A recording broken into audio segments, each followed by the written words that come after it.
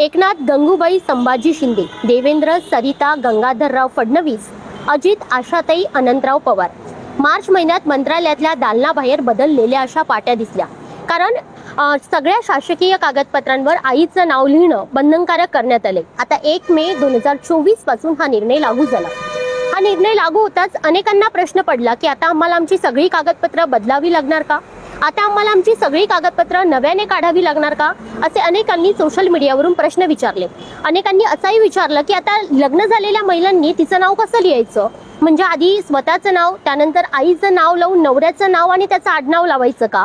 असे अनेक प्रश्न विचारण्यात आले. तुम्हाला याचे प्रश्न पडले का? तर त्याचेच उत्तरं, त्या सगळ्या प्रश्नांची उत्तरं आपण आजच्या या व्हिडिओतून घेऊयात. पण त्याआधी कोणत्या कागदपत्रांवर आईचं नाव लिहिणं बंधनकारक करण्यात आलंय त्यावर एक नजर टाकूयात. महाराष्ट्र सरकारनं गेल्या मार्च महिन्यात 4थं महिला धोरण लागू केलं. या अंतर्गत सगळ्या शासकीय कागदपत्रांवर आईचं नाव लिहिणं बंधनकारक करण्यात आलं. म्हणजेच आधी तुमचं नाव असेल, मग तुमच्या आईचं नाव आणि मग वडिलांचं नाव आणि आडनाव अशा स्वरूपात हे नाव लिहिणं बंधनकारक करण्यात आले.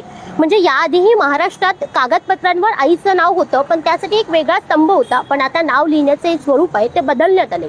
अर्थातच महिला सन्मानाचा विषय असल्यानं या निर्णयाचं सगळ्यांनी स्वागत केलं. पण शासकीय कागदपत्रांवर आईचं नाव लिहिणं जे बंधनकारक करण्यात आले, तर त्यामध्ये कोणकोणत्या कागदपत्रांचा समावेश आहे याचाही उल्लेख सरकारनं जो GR काढलाय त्या GR मध्ये आहे.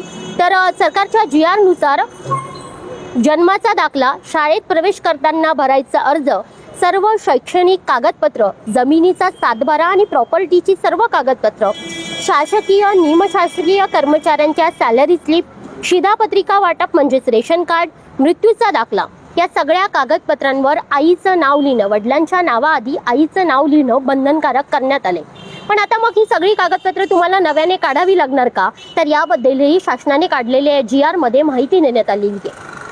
त्यात त्यांनी असं म्हटलंय की आता आधी स्वतःचं नाव, स्वतःच्या नावानंतर आईचं नाव आणि वडिलांचं नाव आणि आडनाव अशा स्वरूपात तुम्हाला हे नाव लिहिणं बंधनकारक करण्यात येत आहे. पण हा शासन निर्णय जो आहे तो 1 मे 2024 नंतर जन्म झालेल्या व्यक्तींनाच लागू होईल. म्हणजेच याचाच अर्थ असा होतो की तुमच्याजवळ आता सगळी जी कागदपत्र आहे ती तुम्हाला बदलावी लागणार नाही, त्यात कुठलाही बदल करावा लागणार नाही. कारण 1 मे 2024 नंतर जन्मलेल्या बालकांनाच हा निर्णय लागू होतो. पण आता कागदपत्र तर बदलावी लागणार नाही. मग लग्न झालेल्या महिलेनी तिचं नाव कसं लिहायचं? आधी स्वतःचं नाव, मग आईचं नाव आणि मग पतीचं नाव लिहून त्याचं आडनाव लावायचं का? तर याबद्दलही या GR मध्ये माहिती देण्यात आलेली आहे. त्यांनी असं म्हटलंय की आधी लग्न झालेल्या महिला ज्या पद्धतीने नाव लिहायच्या की आधी स्वतःचं नाव, त्यानंतर पतीचं नाव आणि त्यानंतर आडनाव, हीच पद्धत कायम ठेवण्यात आलेली आहे. त्यामध्ये कुठलाही बदल नाही.